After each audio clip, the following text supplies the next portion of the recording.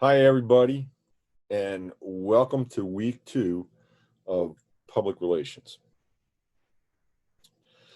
We've got a lot to discuss. You've got a lot of different things happening this week, but I want to talk a little bit about the art of public relations. So in public relations, we do a lot of the same things that occur in sales, in marketing, except we're not concerned with the marketing component. If anything, if you think of the traditional marketing funnel, you know what the 4 stages of a traditional funnel are, right? So you have awareness, interest, consideration, and conversion. It might be said that we share the space at the top of the funnel with marketing, because what we're doing is we're communicating about the brand. We want to put the brand in the public spotlight. Now, we do that in times of crisis. The spotlight is there on the brand, and we come in and we try to mitigate the circumstances. And Johnson & Johnson, by the way, in the 80s is a great example of that. You should certainly look up the Johnson & Johnson Tylenol crisis and understand all that happened during that, and how Tylenol amazingly seemed to navigate an absolute disaster and came out looking pretty good, and actually revolutionizing the industry in terms of safety. So those annoying caplets that you get, you can buy pills or you can buy caplets if you're getting Tylenol or Advil or any of those made by J&J and basically every other manufacturer these days. And what you scarcely see anymore are capsules, 2 little pieces of cellulose that come together, and the medicine is inside, and it kind of time releases and out it goes. What J&J did is they figured out 2 things. They figured out how to create a coating that would work much the way that the time dissolve on the capsules would work, and they created a mold that the base medicine went in that was very similar to the shape of a capsule, hence caplets. The second thing that they did is they then created tamper-proof packaging, the bane of anybody that's ever taken over-the-counter or now even in prescription medicine for so many years. That's not just to make it child-proof. That's to make it tamper-resistant, so that a evil person cannot come in, inject cyanide into pills that are capsules that are in a store, and next thing you know, you've got people dying left and right. And so Tylenol was very effective in doing that and mitigating a huge crisis.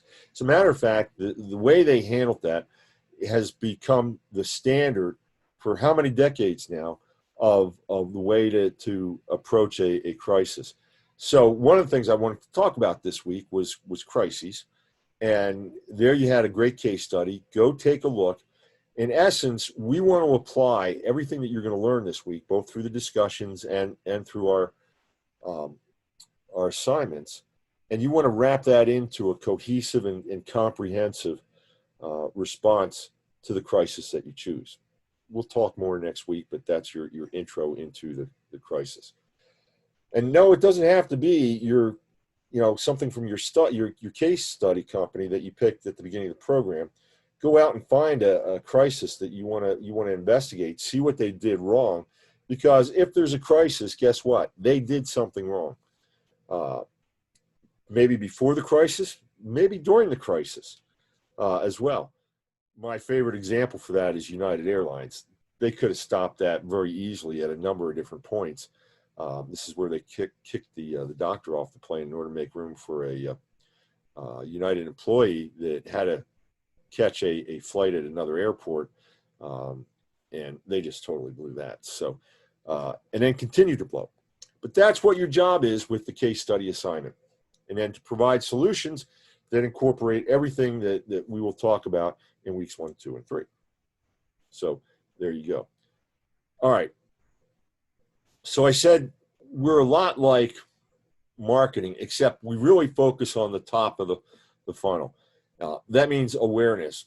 Now, we talked, and you may have seen a movie last week with regard to, the fact that we deal with audiences and publics.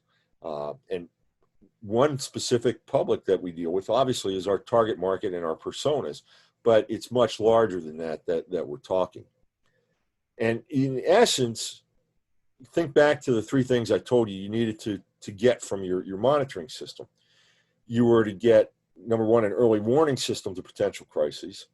Number 2, you were to get content that you could curate and then engage your audiences with through the various channels that you own. And then the third thing was to look for ideas that you could then turn into events. Now, events come because what we deal with is we want newsworthy events. Edward Bernays, who you'll hear throughout the course, he's father of modern public relations, often spoke about the fact that the public relations counselor deals with circumstances. And I think back to a famous quote from Napoleon where he said, circumstances, talking about battle and what may have happened in a battle, there's unfortunate circumstances. Napoleon goes, no, I create circumstance, meaning he's the disruptor. He's the one the master architect, the master planner. And in essence, that's what we are when we put on the public relations hat. We're creating circumstance for our organization to be front and center with all the publics that matter to that organization, to all the audiences that matter to that organization. To do that, we have to not only have events that are the circumstances, but they've got to be newsworthy. They have to have some sort of interest or hold some sort of interest for other people. And in particular, the people that we want to tell our story. Now, so need to think about this for a moment. Who do we want to tell our story? Well, 2 groups of people: legacy media and new media.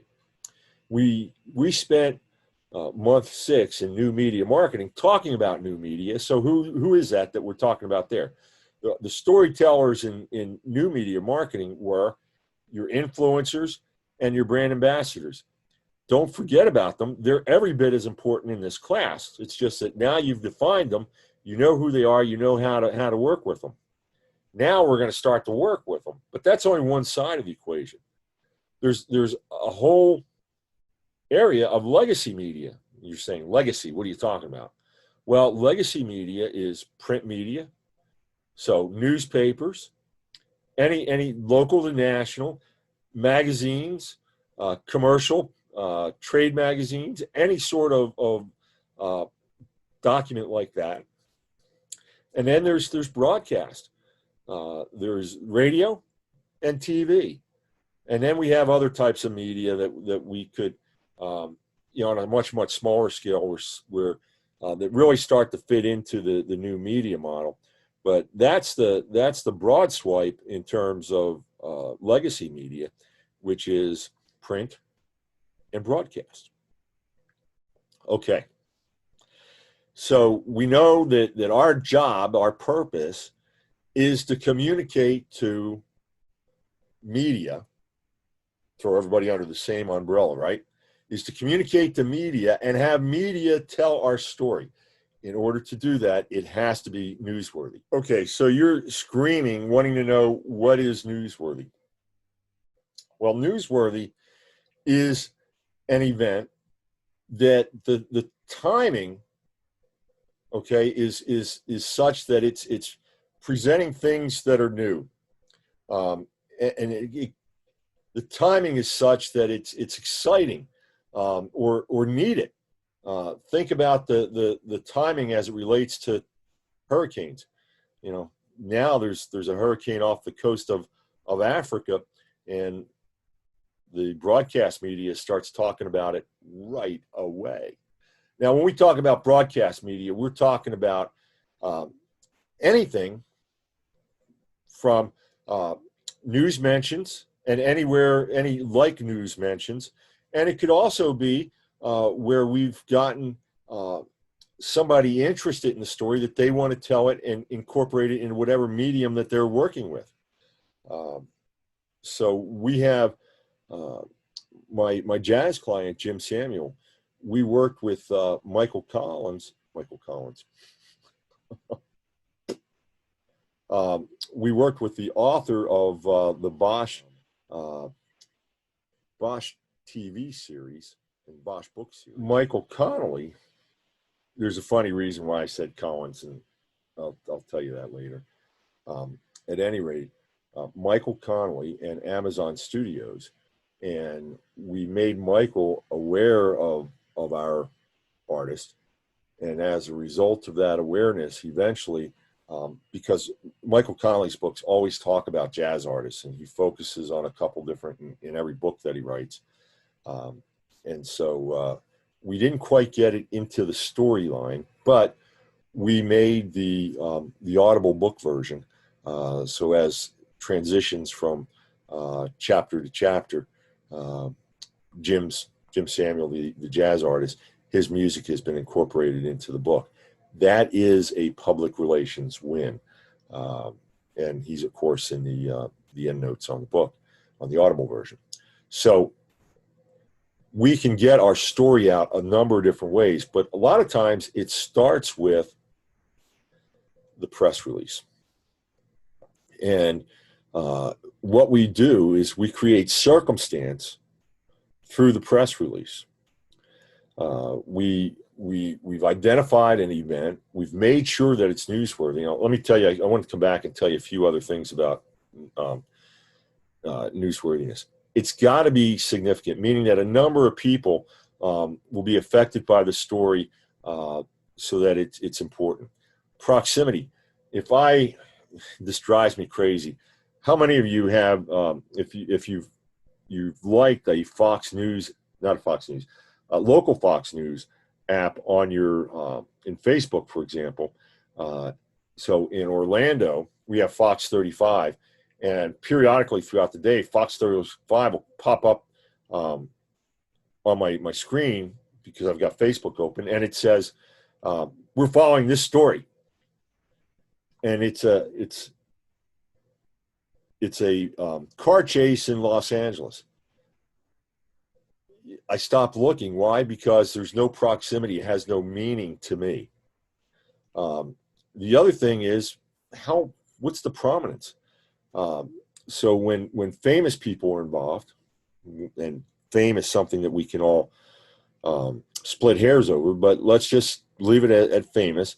When we do something that's involving famous people, it becomes even more prominent. You're saying, what are you looking for?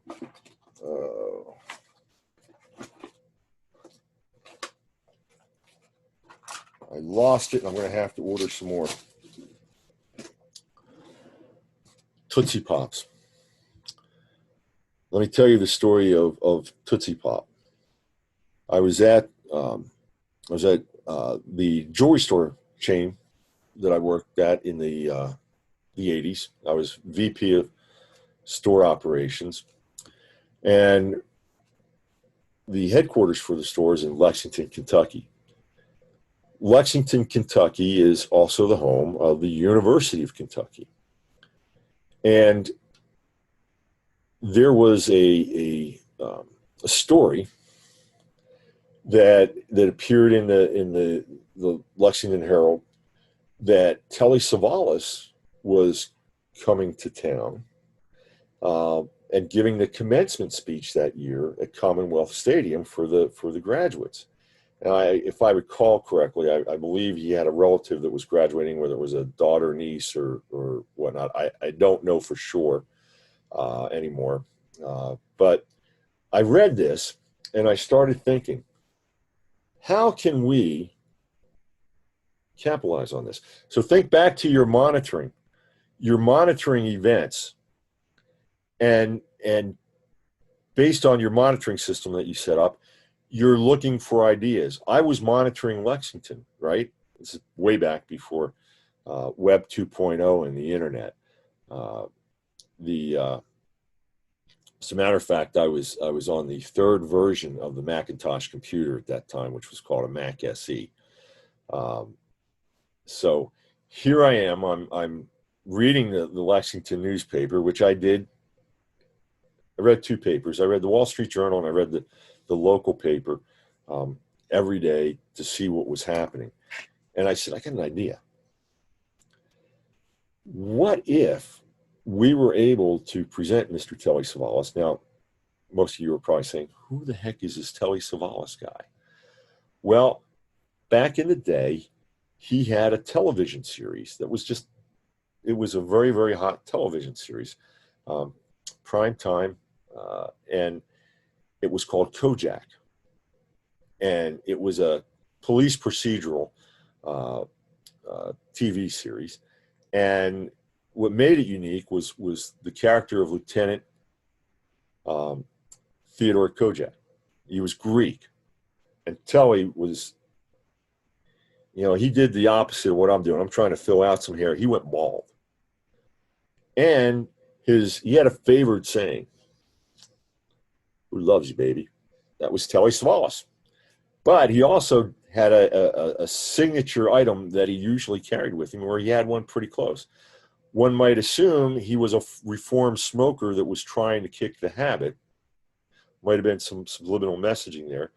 But his signature was always a Tootsie Roll Pop. So the round lollipop, the ball-like lollipop on the stick.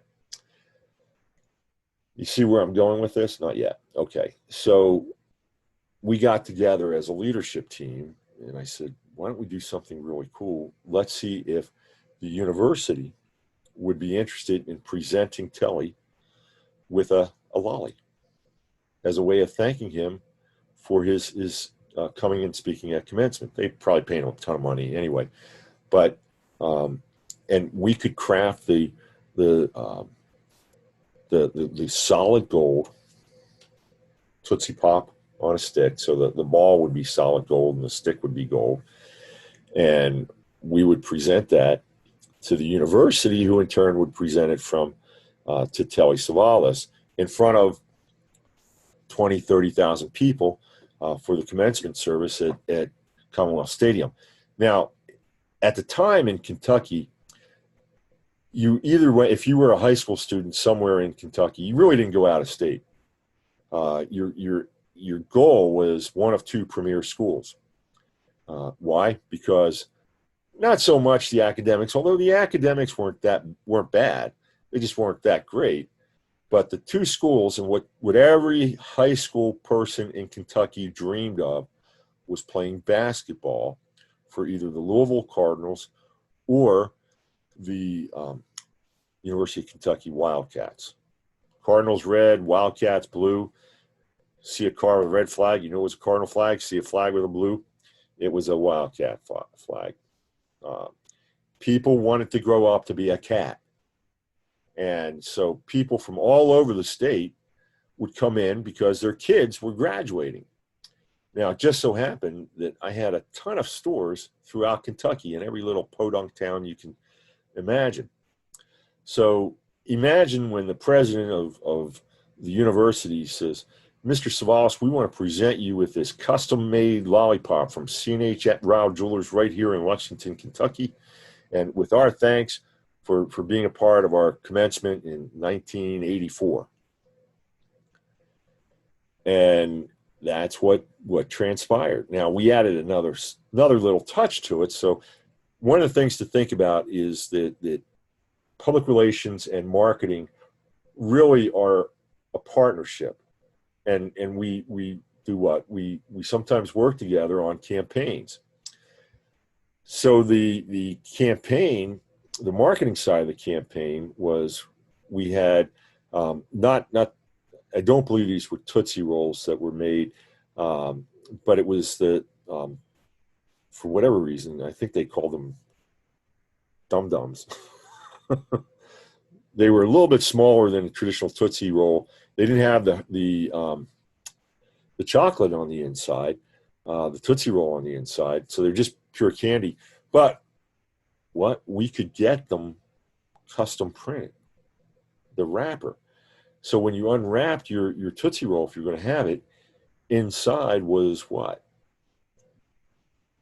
It was a coupon for 10% off at C&H Rao Jewelers in your local neighborhood. So, and we added a bit of a flair. We did a Tootsie Roll drop. And we had a helicopter fly over the field and drop thousands of Tootsie Rolls. So it was quite a spectacular day.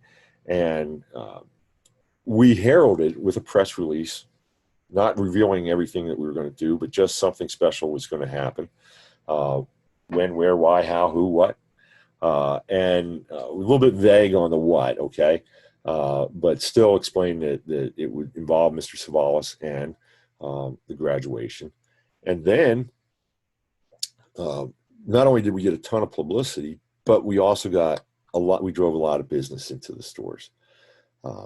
So when we think about the significance, we used a celebrity in order to enhance the event that we were doing. We couldn't have had an event like that without a celebrity. And we copied that a couple other times over the years. And it worked very well, that idea of a gift to a gift.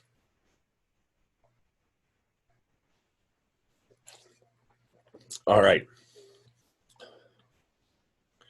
So there we talked about prominence. And then the last thing is really human interest. Are people going to be interested? How's it going to touch them?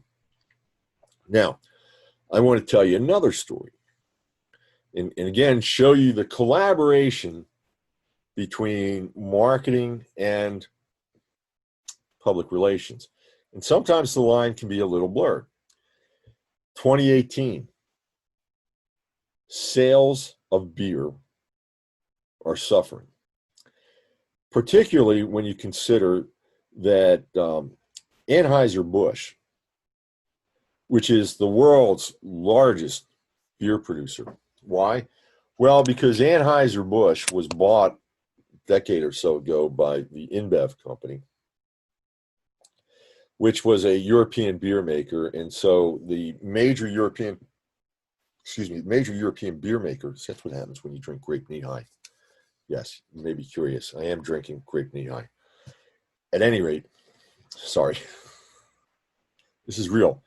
If you were here, it would be live and it wouldn't be Memorex, but you're going to get virtually the live version. Okay, so what happens with InBev Anheuser-Busch? Beer sales are slumping. Now, it doesn't take a lot of points for it to start to be seen and impact a big corporation like Anheuser-Busch. And so Anheuser-Busch, they go out and they start to do research and they say, why are sales slipping? Can you all tell me why sales might have slipped? Probably could. If you've ever been to a microbrewery, they're popping up left and right. You know, it's like whack-a-mole. Here's a microbrew, here's a microbrewery, here's a microbrewery. They're all over the place. And almost as frequent as the microbreweries are boutique distilleries. And spirits are selling much more than they ever have. So two things are happening. The beer market is shrinking because of additional competition. And, you know, again, you look at a microbrewery that opens up down the street from you and you say, how's that affecting a monster like Anheuser-Busch? It's not just that one. It's one all over the place. As a matter of fact, last year I was in St. Louis, which is the home of Anheuser-Busch. It's where their corporate headquarters are located. And I can't tell you how many microbreweries exist in St. Louis, and some of them are pretty big. Uh, so what did Anheuser-Busch do? They did research. They said, okay, so we've got competition from these two areas. How can we, what do we need to do to figure out how to overcome this competition? And they started to look at who's drinking beer right now, and it's millennials. Is their main grouping, because the baby boomers are starting to die off, and so the big demographic now is baby boomer or millennials. And what are some of the traits of millennials? You all are probably millennials, and you may be thinking, I know what the answer is. I know what the answer is. Well, one of the things that a trait of millennials is that millennials are very, very ethical. And they're concerned about important topics like the environment. How many of you eat at Chipotle? Chipotle, ethically farmed products. They look for farmers and suppliers that are practicing sustainable farming practices and ethical and humane treatment of their livestock, if it's a livestock versus a vegetable product. So and who's Chipotle really in tight with? The millennials. Millennials love Chipotle, and it's because when Chipotle was growing, they hammered the ethical sourcing. So Anheuser-Busch starts to look at millennials and says, well, we've got a demographic that really, really is loyal to any brand that is doing something good for the environment and is able to be sustained.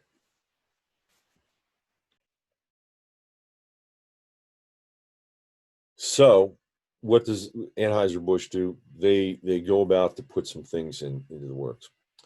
The first thing they say is what the millennials really appreciate: sustainable energy. So we're going to find a way that we can say, we're going to create the circumstance where we can say that we're using green energy to produce our beer. They created the circumstance where they could say that. They don't have windmills on top of their factories. I've been there and I've seen them. But what did they do? They made the decision, and then they started to put out press releases in 2018, the fall of 2018, November, saying, we are converting to green energy to brew your beer. Okay, sounds good. We'll take a look at the details as they come out. Then they said, well, we're going to also need, a sustainable and ethically sourced product. How do we do that with beer? So what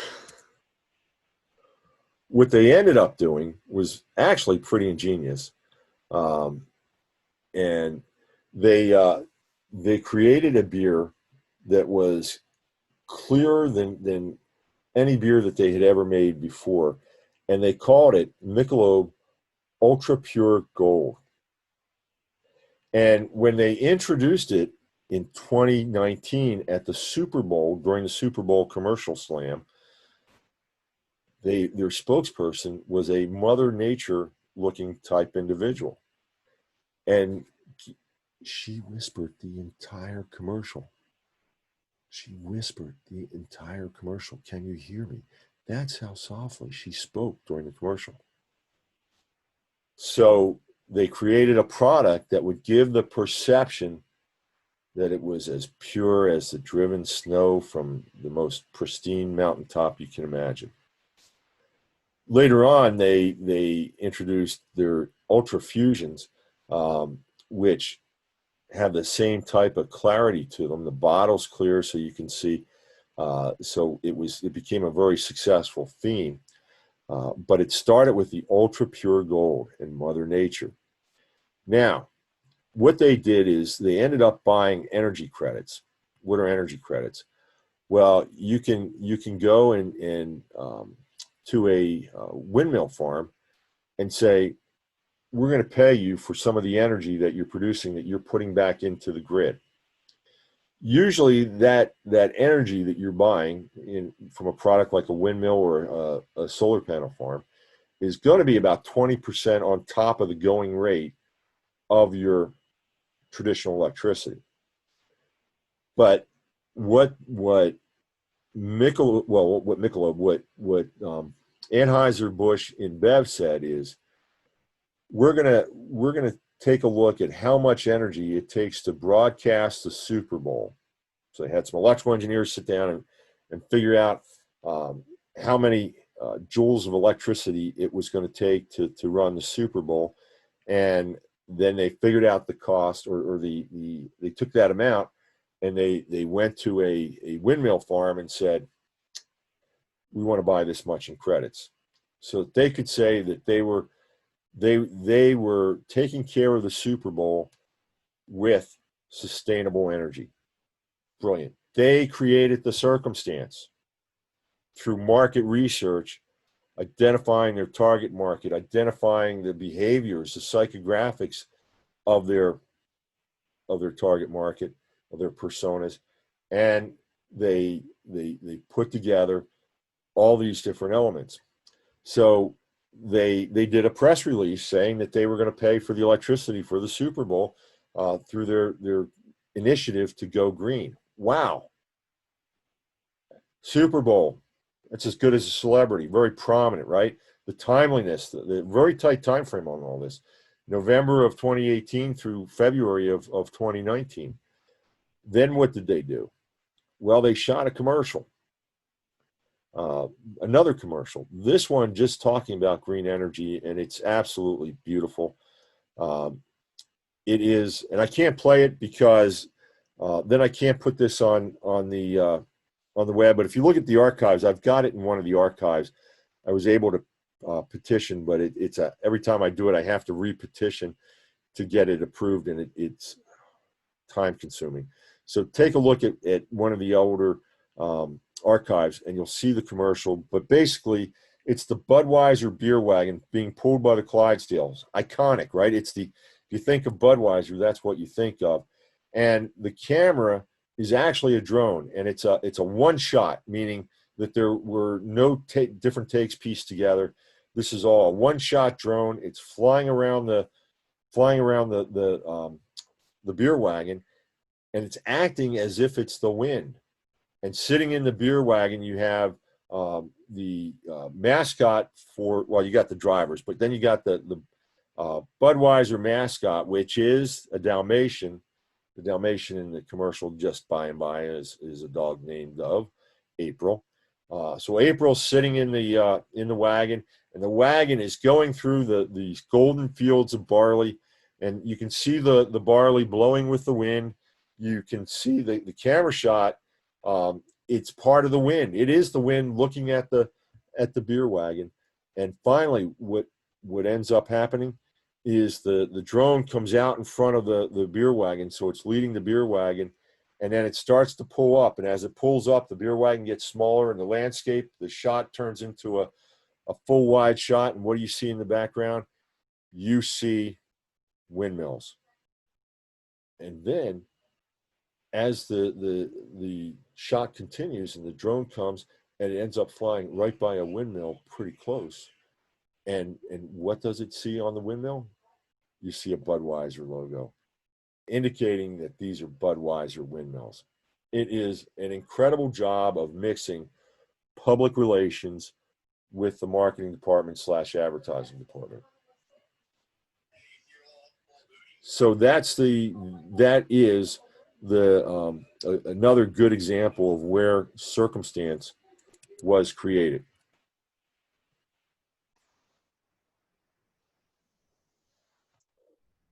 Okay, so where are we?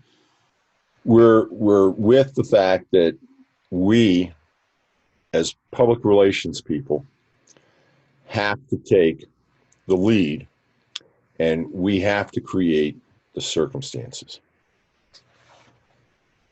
And dig into my notebook here and share with you A couple of examples from the past that will tell you how just outlandish we can be in our role as public relations people. And the idea is that there's not, again, all I can do is tell you to monitor and to look for ideas and to look for information that you can curate and then share on your own channels to engage with your publics and audiences. Again, we're at the top of the funnel wanting to build brand awareness, but we're building it not just for our target market. That's why we say it's audiences and publics. But at any rate, these are examples from the 20s. And this is Edward Bernays again. So in 1920, one of his clients was the American Tobacco Company. There's still tobacco companies, but it just doesn't come to mind anymore, right? And what did Edward Bernays do? He was trying to promote and build the market for cigarettes. Evil man. If you want to smoke and you're away from me, I could care less. So you can tell from my deep voice, that's from years of asthma. There you go. All right. So what did Edward Bernays do? He persuaded suffragettes. You know what a suffragette is? These were the women activists of the time that were wanting the vote for women. So there was a time in our history when only men got to vote, and the suffrage movement is what it was called, took place, and women were petitioning for the right to vote. So there were these big marches in a number of different cities. Biggest city in the world was what? New York City. Okay. And at the New York City suffrage parade, marching down Broadway, what he did was he convinced the suffragettes to carry Lucky Strike cigarettes, holding them up like such. Where's my cigarette? Holding them up like such, right? And fist there. And how did he portray this, or how did he convince them to do it? He told them it was a sign of their freedom to be able to smoke, and they should show the world that they were carrying freedom sticks, not cigarettes, but freedom sticks. Another example was General Electric. Now, we know General Electric. I grew up with General Electric appliances, but General Electric was the electric company back in the day. And where did General Electric come from? Well, it came from the guy that one of the most profound inventors, proficient inventors in the world. And again, not that he came up with all the ideas, but it was under his umbrella, his company. And that gentleman's name was Thomas Alva Edison. And what did Edison actually, what was one of his big inventions? Was the light bulb. So in 1929, again, to put the light bulb and the importance of GE out there to the country and to the world, he created Lights Golden Jubilee, a worldwide celebration honoring the 50th anniversary of the light bulb.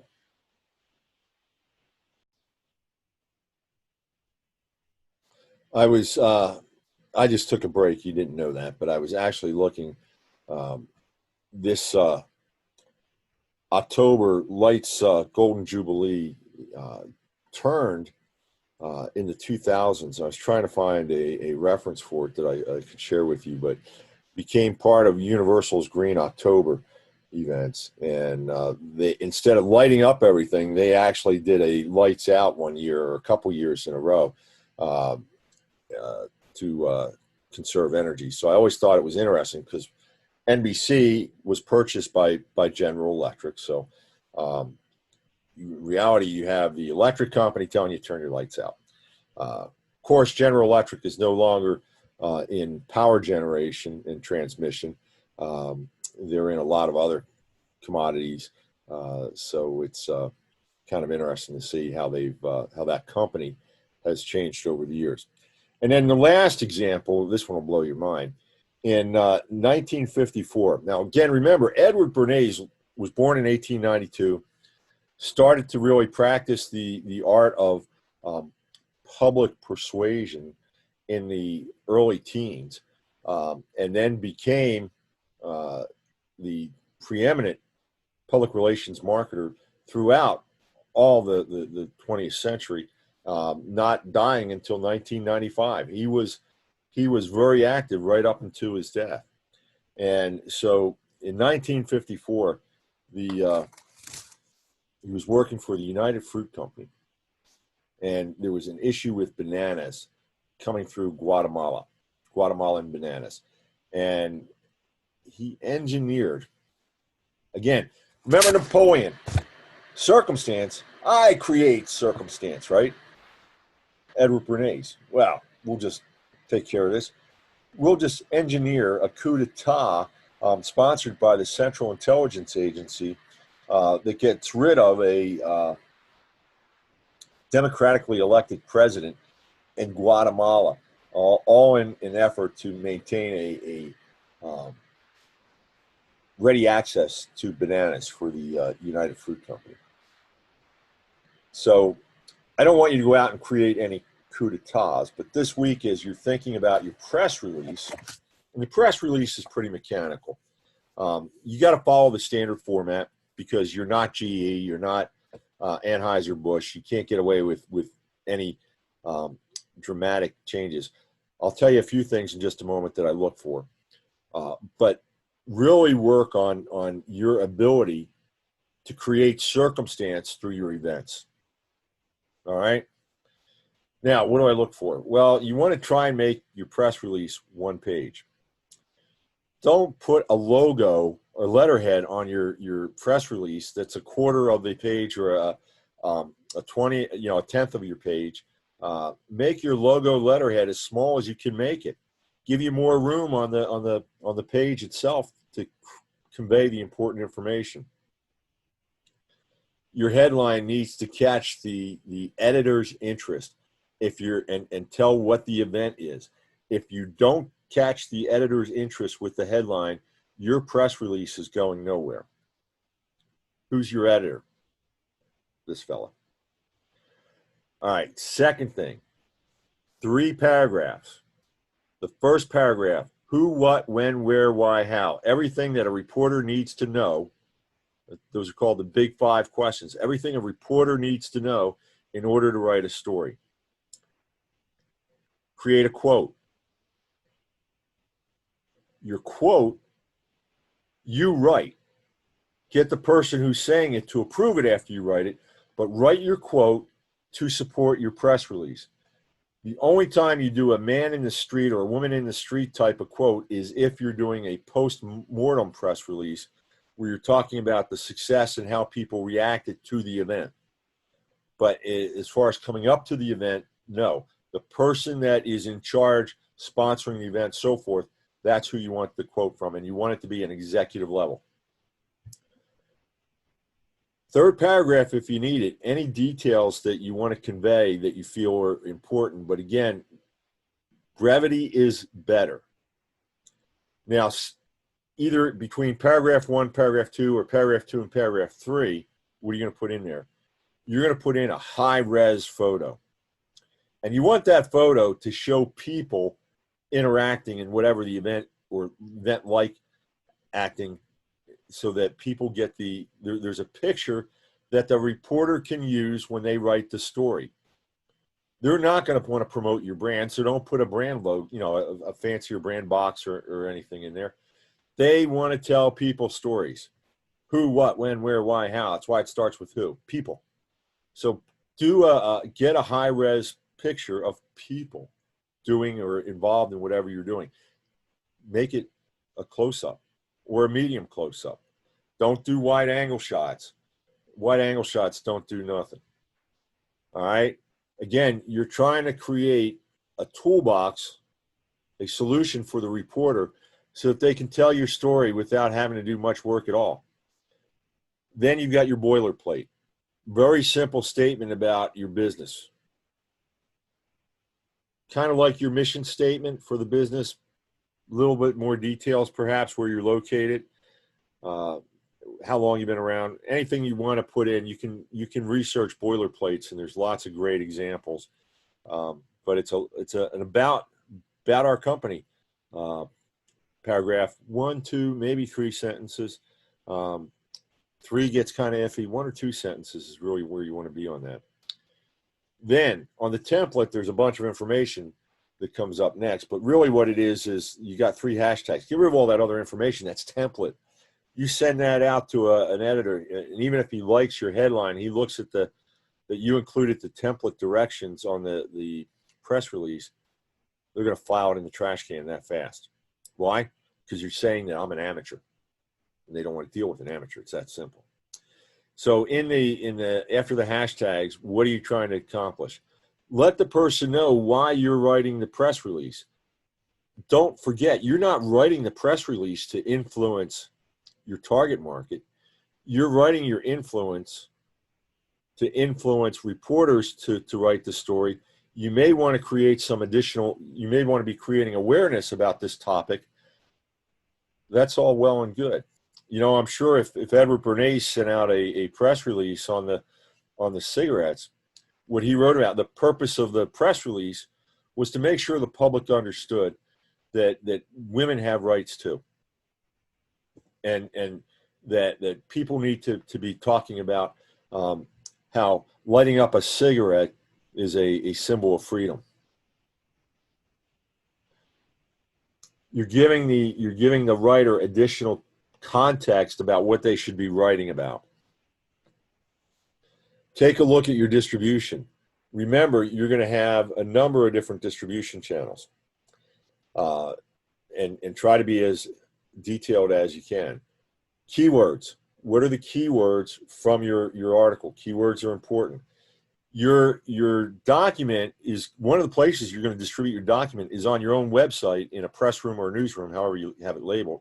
So you want to make sure that you have internal links in your document. Now, when you put that into however you put that information into your press room page, you'll want to make sure that the links that you put in are no follow links. When Google thinks that you're self-promoting, you lose points. So you want to be careful with regard to that. But don't hesitate to put if you're referencing something in your press release, it's another page on the website, like in the boilerplate, you're going to put your home page, right? And you may have another link to something else too.